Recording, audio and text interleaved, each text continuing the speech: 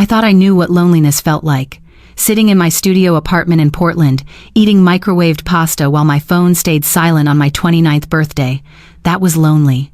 But I didn't know real loneliness until I stood in a room full of my family and realized I'd been invisible my entire life. It started 3 weeks before my 30th birthday. My sister Amber called, which was unusual enough to make me pause mid-bite of my sad desk lunch. "Claire, oh my God, I'm so glad I caught you." Her voice had that breathless quality she got when she was excited. "Are you sitting down?" I was, actually, at my tiny desk in the accounting firm where I'd worked for 6 years, surrounded by beige walls and the smell of burnt coffee. "What's up, Amber?" "I'm engaged!" She squealed so loud I had to pull the phone away from my ear. "Tyler proposed last night at this amazing restaurant, and Claire, the ring is gorgeous, and we're thinking a spring wedding, maybe April or May, and of course you'll be a bridesmaid, and oh my God, there's so much to plan." I smiled, even though she couldn't see it. "That's wonderful, Amber. Congratulations." "Thanks. Listen, Mom wants to do this big family dinner next Saturday to celebrate. Everyone's coming. You'll be there, right?" "Next Saturday. My birthday." "Yeah, of course." "Perfect. It's at Mom and Dad's house, 6 o'clock. Wear something nice, okay? Tyler's parents will be there, and you know how Mom is about first impressions." After we hung up, I stared at my computer screen without really seeing it. My birthday dinner had just become my sister's engagement celebration. It wasn't the first time something like this had happened, and it probably wouldn't be the last. That was just how things worked in my family. Amber was the sun, and the rest of us were supposed to orbit around her. I went back to my spreadsheet and tried not to think about it. The next week crawled by. I picked up extra shifts at the bookstore where I worked weekends, trying to save enough to maybe afford a studio with a real bedroom instead of just an alcove. My apartment was $1,100 a month, which ate most of my paycheck from the accounting firm. The bookstore money went to student loans, groceries, and the occasional luxury of new socks when the old ones wore through. Saturday arrived cold and drizzling, typical Portland weather. I pulled out my only dress that wasn't from a thrift store, a simple navy blue one I'd bought 2 years ago for a work event. It still fit, barely. I'd lost weight from walking everywhere since I couldn't afford a car. The bus ride to my parents' house in West Lynn took 40 minutes. I watched the neighborhoods change through the rain-streaked window, getting nicer and nicer until we reached the area where I grew up. Big houses with perfect lawns, 3-car garages, trees planted in neat rows. Mom opened the door before I could knock. She looked elegant as always, in a cream sweater and pearls, her blonde hair styled perfectly. "Claire, you're here! Come in, come in. Everyone's in the living room." She glanced at my dress, and I saw something flicker across her face. Disappointment, maybe. "Is that what you're wearing?" "It's all I have, Mom." She sighed. "Well, come on then." The living room was full. Amber sat on the couch next to a tall guy I assumed was Tyler, both of them glowing.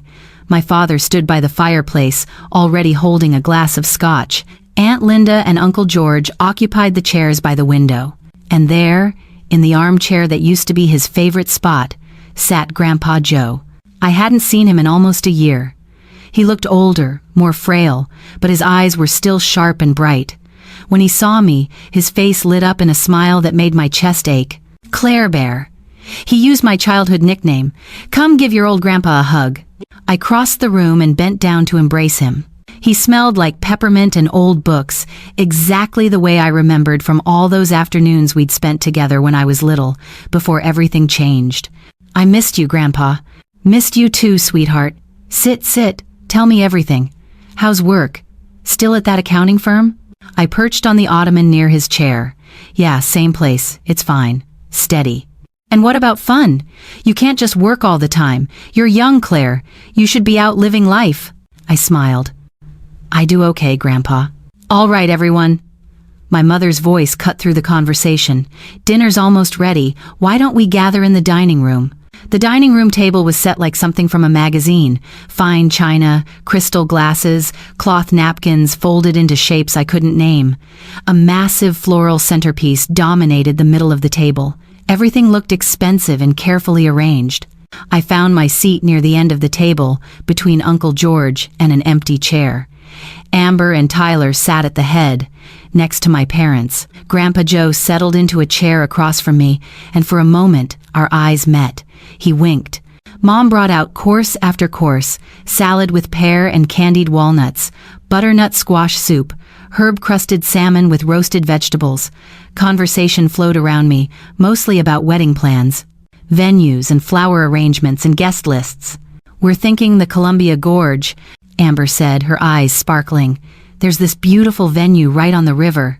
It's a bit expensive, but Tyler's parents offered to help, and of course Mom and Dad are being so generous." My mother beamed. "Only the best for our baby girl." I pushed food around my plate and wondered if anyone would remember it was my birthday. Dessert came, a chocolate torte with fresh raspberries. Still no acknowledgement. I told myself it didn't matter. This was Amber's night. My birthday was just a date on a calendar. But then Grandpa Joe cleared his throat. "Before we finish," he said, his voice carrying that authority he'd always had, even at 82, "I want to propose a toast. To Amber and Tyler, of course, but also." He raised his glass and looked directly at me. "To Claire. Happy 30th birthday, sweetheart." The table went silent. My mother's fork clattered against her plate. My father set down his wine glass carefully. Amber's smile froze on her face. "Oh," Mom said finally. "Oh my goodness, is today your birthday, Claire?" I completely forgot. It wasn't today. It was 2 days ago, actually, but I'd stopped correcting people years ago. Grandpa Joe's expression didn't change, but something hard came into his eyes. 30 is a big milestone. I was hoping we could celebrate both occasions tonight, but I see that didn't quite happen. "We've just been so busy with the engagement," Mom said, her voice defensive. "There's been so much to plan and organize and—" "It's fine," I interrupted. "Really, Grandpa, it's not a big deal, isn't it?" He looked around the table. "Claire, honey, tell me something. How often does your family visit you? Call you? Include you in things?" I shifted uncomfortably. "Grandpa, let's not humor an old man. When was the last time anyone here came to see your apartment?" "Never." The answer was never.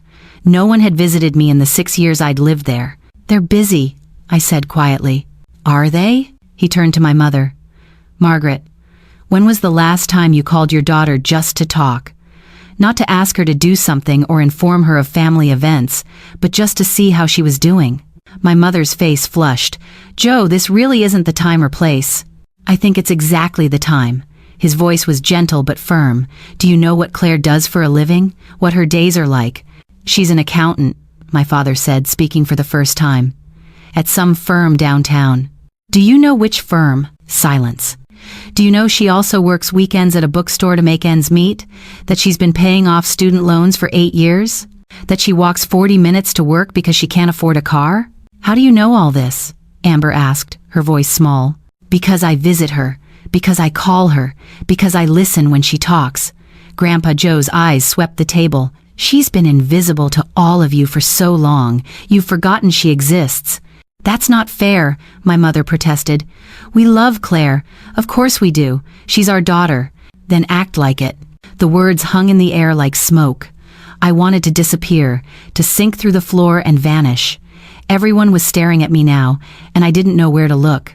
"Grandpa," I whispered, "please." He reached across the table and took my hand. His skin was thin and papery, but his grip was strong. "I'm sorry, Claire Bear. I should have said something years ago. I've watched them overlook you for too long, and I'm tired of staying quiet." Tears burned in my eyes. I blinked them back hard. "I don't understand," Amber said. She looked genuinely confused. "Claire, do you feel like we ignore you?" All eyes turned to me. I wanted to lie, to smooth things over like I always did. But Grandpa Joe was still holding my hand, and something in his steady gaze gave me courage. "Yes," I said. The word came out barely above a whisper. "Yes, I do." My mother made a small sound of protest, but I kept going. "You forgot my birthday, not just this year, but last year too, and the year before that. I spent my 27th birthday alone in my apartment eating ramen because I couldn't afford anything else, and no one called. No one even texted. My voice was shaking now, but I couldn't stop. You've never visited my apartment, never asked about my life. When I talk about work or my friends or anything about me, you tune out. But Amber's life? Every detail is important. Every achievement is celebrated. Every problem is solved. Claire, my mother started, do you know how many times I've helped Amber move? 4. 4 different apartments in 5 years, every single time you called me. Claire, can you help your sister? And I always said yes. Did anyone help me move? No. I borrowed a friend's car and made 6 trips by myself. Honey, if you needed help, you should have asked, my father said. I did ask. I called you the week before my move. You said you and Mom were busy that weekend, going to Amber's college graduation party. The memory was bitter in my mouth. I'd spent that entire weekend moving boxes up 3 flights of stairs, exhausted and alone, while my family celebrated my sister 2 hours away. We invited you to the party, Amber said defensively, after I'd already committed to moving. And you know what? I would have come anyway if anyone had offered to help me move the week before or the week after, but no one did. Aunt Linda spoke up.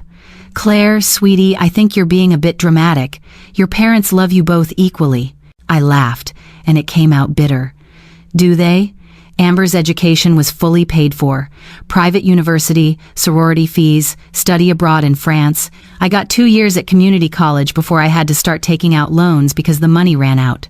When I asked why, Dad said they'd had some unexpected expenses, but somehow there was money for Amber's car, for her apartment deposit, for her backpacking trip through Europe. My father's face was red now. Your sister was more academically driven. She earned those opportunities. I had a 3.8 gigapascals. I was on the honor roll. I worked 2 jobs in high school and still got straight A's because I thought if I worked hard enough, I'd matter too. The tears were falling now, and I couldn't stop them. Years of hurt were pouring out, and once I started, I couldn't make myself stop. Do you know what it's like to show up to family events and feel like a ghost? To listen to everyone celebrate Amber's new job, Amber's new boyfriend, Amber's vacation, Amber's everything, and know that even if I won something or achieved something, it would barely get a mention? I got promoted last year. Did I tell you that? I'm a senior accountant now. I manage 3 people. It was a big deal for me. I called to tell you, Mom, and you said, "That's nice, honey," and then spent 20 minutes telling me about the cute thing Amber's dog did. My mother's eyes were wet. I didn't realize. That's the problem. You didn't realize because you weren't paying attention. You've never paid attention. Not really. I turned to Amber, and I know it's not your fault. You didn't ask to be the favorite.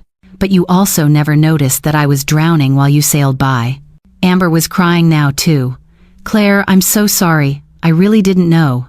How could you not know? How could any of you not know? I stood up, my chair scraping against the floor. I've been right here the whole time. Right here, but you never saw me. Grandpa Joe stood too, slower, using the table for support. I think Claire needs some air. I'll walk her out. No, my mother began. Margaret, I think you've done enough. His voice was steel wrapped in velvet. Let me take my granddaughter home. We didn't speak on the drive back to Portland. Grandpa Joe had driven himself to dinner, which surprised me. His hands were steady on the wheel, his eyes focused on the road. The rain had stopped, leaving the streets slick and shining under the streetlights. When we reached my building, he insisted on walking me up. 3 flights of narrow stairs, him taking them slowly but steadily. I unlocked my door, suddenly embarrassed by how small everything was. It's not much, I said. He looked around, taking in the studio apartment, the Murphy bed that pulled down from the wall, the tiny kitchenette with 2 burners, the single window that faced a brick wall, the bookshelf made from cinder blocks and plywood. It's clean, he said finally. Organized. You've made it a home. I put the kettle on for tea, the way I always did when he visited. We settled into my only 2 chairs, a mismatched set I'd found at a yard sale. I'm sorry if I embarrassed you tonight, he said. You didn't. I mean, it was uncomfortable, but thank you for saying something, for seeing me. He reached into his jacket pocket and pulled out an envelope. I have something for you. I was going to give it to you in front of everyone, but maybe this is better. Inside was a birthday card with a check. I glanced at the amount and my stomach dropped. $5,000. Grandpa, I can't. You can and you will. It's not charity, Claire. It's a birthday gift from someone who loves you and is proud of you. He leaned forward. But that's not all I wanted to give you. He pulled out his phone, fumbling with it for a moment before pulling up a photo. It showed a small house, probably 2 bedrooms, with a front porch and a maple tree in the yard. This is my house, he said. The one I bought with your grandmother in 1970. We raised your mother there. It's paid off, worth about $650,000 now. And I'm putting it in a trust for you. I nearly dropped my tea. What? No, Grandpa, that's... Listen to me. Your mother grew up in that house with everything she needed. Love, support, encouragement. Somehow she forgot to pass that on to you, but I haven't forgotten. This house is yours, Claire. When I pass, it goes directly to you. Not to your parents, not to Amber, to you. But why? Because you deserve something that's just yours. Something no one can take away or forget about or overlook, because you've been working so hard just to survive, and I want you to have a chance to actually live. I was crying again, but this time it was different. I don't know what to say. Say you'll stop making yourself small to make other people comfortable. Say you'll remember that you matter, even when your family forgets. He set down his mug and took both of my hands. Claire, you are not invisible. You are not less than. You are not the spare child. You're bright and kind and hardworking, and you deserve to be celebrated. Do you hear me? I nodded, unable to speak. Your parents may not see it. Your sister may not appreciate it. But I see it. I've always seen it. We sat there in my tiny apartment, holding hands across my thrift store table, and for the first time in years, I didn't feel alone. The next morning, my phone started buzzing, text after text. Mom, Claire, can we talk? Please? Amber, I'm so sorry, really.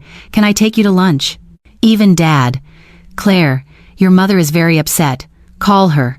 I turned off my phone and went to the bookstore for my shift. I needed time to think, to process everything that had happened. The revelation, the gift, the years of hurt finally acknowledged. The bookstore was quiet on Sunday mornings. I restocked shelves and helped the occasional customer, letting the familiar routine calm me. Around noon, the bell above the door chimed. It was Amber. She looked terrible. Red eyes, no makeup, hair in a messy ponytail. Nothing like the polished, perfect version of herself from last night. Your phone's off, she said. I went to your apartment, but you weren't there. I figured you might be here. I kept my hand on the book I was shelving. What do you want, Amber? To apologize. Really apologize, not just say I'm sorry and move on. She twisted her hands together. Can we talk? Please? I glanced at my coworker, who nodded. We moved to the corner cafe that shared space with the bookstore, settling into chairs by the window. Amber didn't wait. I've been up all night thinking about what you said, going through memories. And Claire, you're right, about all of it. I know I am. I should have noticed. I should have paid attention. You're my sister, and I took you for granted. I assumed you were fine because you never complained, but that's not an excuse. You shouldn't have had to beg for attention. I studied her face, looking for sincerity. Why didn't you notice, though? How could you not see it? She was quiet for a long moment. I think I did see it. Sometimes. Little things. The way Mom would cut you off mid-sentence. How Dad never asked about your life. But it was easier not to think about it. Because if I thought about it, I'd have to admit that I was part of the problem. That I benefited from you being ignored. You did benefit. You still do. I know. Her voice broke. And I'm so sorry. I want to do better. I want to be a real sister to you, not just someone who calls when I need something. That's going to take time, Amber, and actions, not just words. I know. That's why I talked to Mom and Dad this morning, about the wedding. I tensed. What about it? I told them I'm not having a big wedding, we're going to do something small instead. City Hall, and a dinner with close friends. And I'm asking Mom and Dad to take the money they would have spent on a big wedding and give half of it to you. I stared at her. What? You were right. They paid for everything for me. College, car, apartment, all of it. It's not fair. It was never fair. This doesn't make up for it, but it's a start. She reached across the table. I want you to be able to finish your degree, or pay off your loans, or just have something for yourself, whatever you need." I didn't know what to say. This wasn't a small gesture. Amber had been planning her dream wedding since we were kids. "Are you sure? You've been talking about a big wedding forever." "I'm sure," Tyler agrees. "We just want to be married. The rest is just performance." She smiled, tentative. "Besides, you were right about something else too. I've been too focused on the surface stuff, on looking perfect and having the perfect life. Maybe it's time I figure out what actually matters." We talked for another hour. Really talked, maybe for the first time in years. She asked about my life, my job, my friends. She listened when I answered. It wasn't a fix-all. Years of hurt couldn't be undone in one conversation, but it was a start. When she left, she hugged me tight. "I love you, Claire. I'm going to do better, I promise." My parents took longer to come around. My mother called 3 times before I finally answered. The conversation was painful and awkward, full of justifications and deflections. But slowly, incrementally, she started to hear me. "I didn't realize we'd made you feel that way," she said for the 10th time. "That's the problem, Mom. You didn't realize because you weren't looking." There was a long silence. Then, "You're right. I'm sorry." It wasn't enough, but it was something. My father was harder. He didn't like being told he'd failed as a parent. He got defensive, bringing up every sacrifice he'd made, every bill he'd paid. It took Grandpa Joe talking to him, man to man, before he started to understand. 2 months later, I met my parents for coffee. Not at their house, on neutral ground. They looked older, somehow, tired. "We've been thinking a lot," my father said, "about everything you said, everything we missed." "We can't change the past," my mother added, "but we want to do better going forward, if you'll let us." I wanted to believe them. Part of me desperately wanted to believe that my family could change, that I could finally have what I'd always wanted, parents who saw me. "Actions," I said. "Not promises. Show me." And slowly, they did. My mother started calling me once a week, just to talk. My father took me to lunch and actually asked about my work, listening to the answers.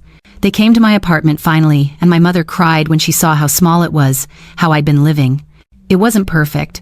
They still defaulted to Amber sometimes, still forgot to include me in plans. But they were trying, and I was learning to speak up, to not swallow my hurt, to keep the peace. Grandpa Joe came to visit every Sunday. We'd have tea in my apartment or walk through the neighborhood, talking about everything and nothing. He told me stories about my grandmother, about raising my mother, about building a life. "Regrets," he said one afternoon. "I should have stepped in sooner. When I saw how they treated you compared to Amber, I should have said something years ago. You said something when it mattered most." Did I? Or did I let you suffer too long because it was uncomfortable to confront? I didn't have an answer for that. He passed away 6 months later, peacefully, in his sleep. At the funeral, my mother held one of my hands and Amber held the other, both of them crying. I stood between them and felt the weight of loss and love and all the complicated tangles of family. The house became mine, just as he'd promised. My parents tried to convince me to sell it, to split the money with Amber, but for the first time, I said no. This was mine, given to me by someone who had seen me, really seen me, when everyone else looked away. I moved into the house a month later. It needed work, updating, but it was solid and real. It had a guest room where Amber actually came to stay sometimes, a kitchen where my mother taught me to make my grandmother's recipes, a front porch where my father and I sat drinking coffee, slowly rebuilding what had been broken. It wasn't the ending I'd imagined. I thought justice would feel more satisfying, that vindication would heal all the hurt. But healing isn't clean. It's messy and slow, and requires everyone to show up, day after day, doing the work. I still see a therapist. We talk about childhood trauma and self-worth and learning to take up space. Some days are harder than others. Some days, I still feel like that invisible girl at the family dinner, watching everyone celebrate someone else. But most days, I wake up in my house, the one my grandfather left me because he loved me, and I remember, I am not invisible. I never was. Some people just weren't looking, and that's their loss, not mine.